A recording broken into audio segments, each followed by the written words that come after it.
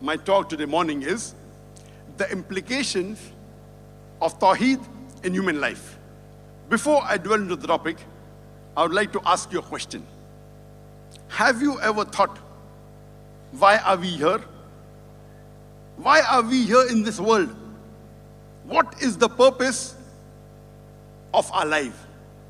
I would like to ask you, and please raise your hand, has any one of who of you have thought, which of you have thought, why are we here?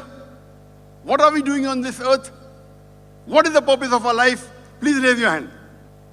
I can see maybe 20, 30 hands raised.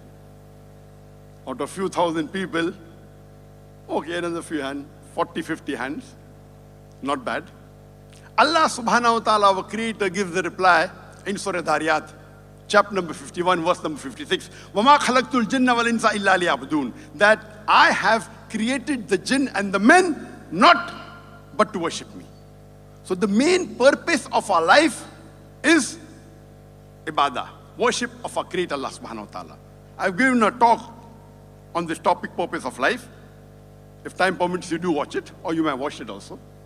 So the main purpose of a life and the only purpose of a life is ibadah, worshipping Allah subhanahu wa ta'ala.